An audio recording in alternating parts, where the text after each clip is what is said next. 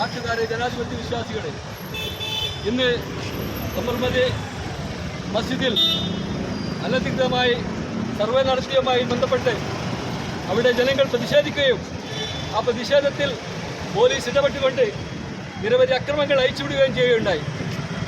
അവിടെ 3 മുസ്ലിം യുവാക്കളെയാണ് അകാരണമായി യുപിയിൽ ഭരിക്കുന്ന യോഗി മുഖ്യമന്ത്രിയുടെ പോലീസ് വെടിച്ചു കൊണ്ടുപോയി. അതിൽ പ്രതിഷേധിച്ചുകൊണ്ടാണ് social democratic party of India ഈ പ്രതിഷേധം സംഘടിപ്പിച്ചത്. ഈ പ്രതിഷേധത്തിൽ ഉദ്ഘാടനം ചെയ്യുന്നതിന് വേണ്ടി പാർട്ടിയുടെ ജില്ലാ പ്രസിഡന്റ് മുസ്തഫ കമ്മാരിയെ ആദരവ് ക്ഷണിക്കുന്നു.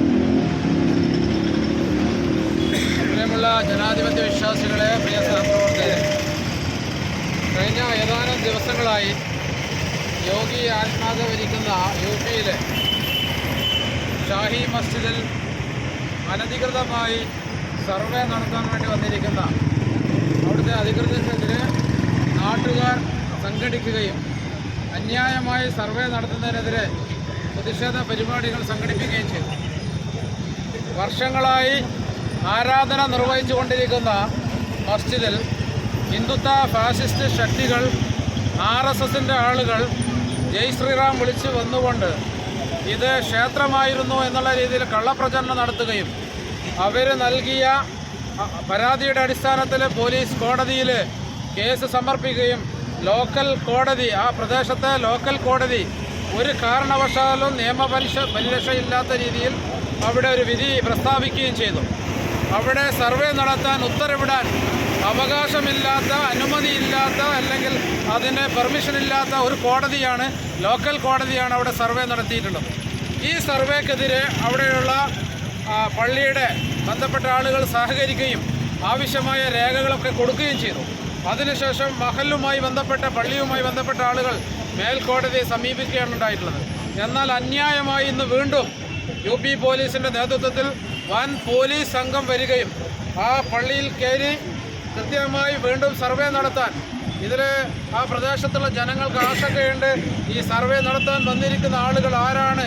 സംഘപരിവാറിൻ്റെ ആളുകളാണ് എന്നുള്ളതാണ് അവിടെയുള്ള ജനങ്ങൾ പറഞ്ഞുകൊണ്ടിരിക്കുന്നത്.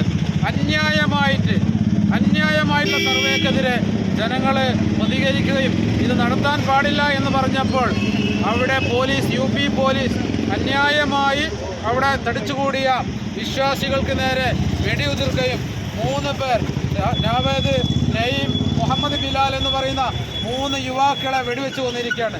നിരവധിയായിട്ടുള്ള നാട്ടുകാർക്കാണ് പരിക്കേറ്റുള്ളത്. അനവധി പേരെ തുറക്കിലടക്കുകയും ചെയ്യുന്ന ഒരു സാഹചര്യം UPയിലുണ്ടായിട്ടുണ്ട്.